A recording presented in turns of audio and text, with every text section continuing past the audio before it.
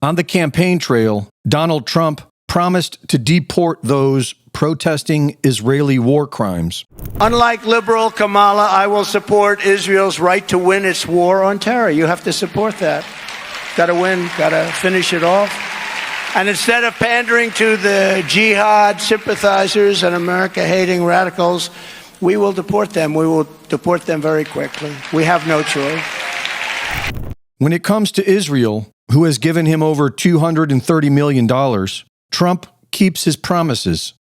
For simply writing an op-ed article on the Israeli genocide of Gaza, Rumeysa Ozturk was kidnapped off the street by unidentified plainclothes federal police.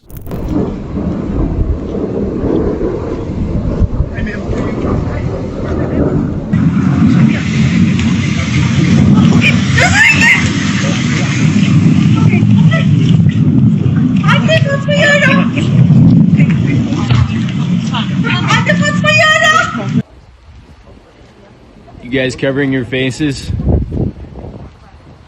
You want to take those masks off?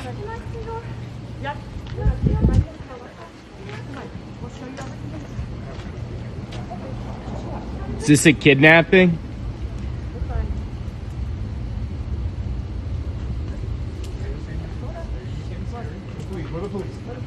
Yeah, you don't look like it. Why are you hiding your faces?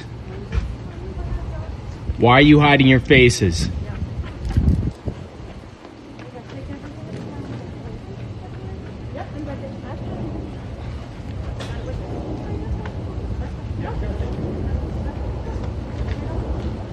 Can I see some faces here? How do I know this is the police? Seems like bullshit to me.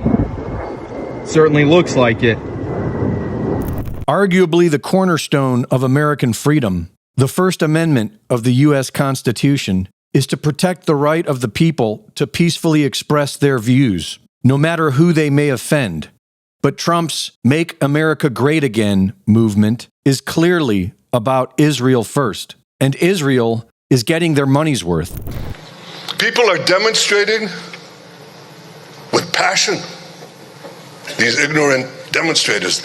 Who are they demonstrating for? For these murderers, these rapists, these mass killers. This is a reflection of a deep rot that has pervaded the intellectual hub of free societies.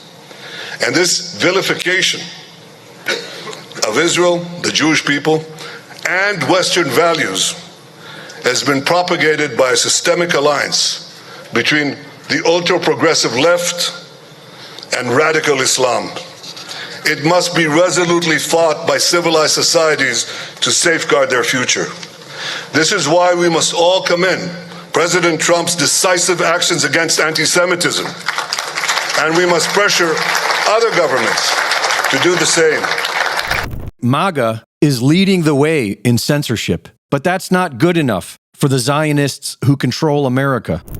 Anti-Semitism is not just an age-old prejudice. It is a contemporary crisis manifesting on campuses across the nation. It is not enough for individuals or institutions to merely claim they are not anti-Semitic.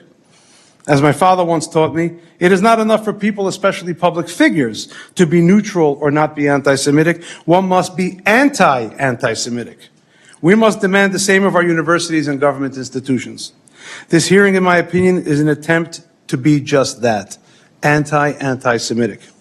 There is no voting your way out of this quagmire. Israel has control over the U.S. government. Government can do in 2 months more than any organization can do in its lifetime. The government, the United States government or the government of France or the government of any other country, has the power to rein in anti-Semitism in a much more effective way. And you know, people say, well, you know, the governments are not in the business of changing the way people think.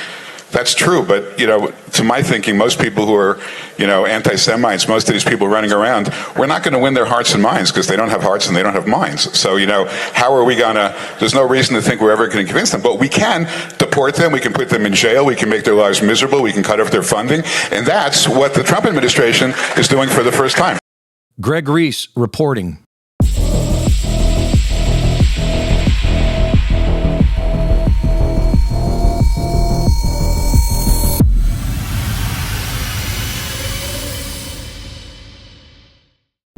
The Reese Report is now fully funded by my Substack subscribers. Subscribe today and support my work at gregreese.substack.com.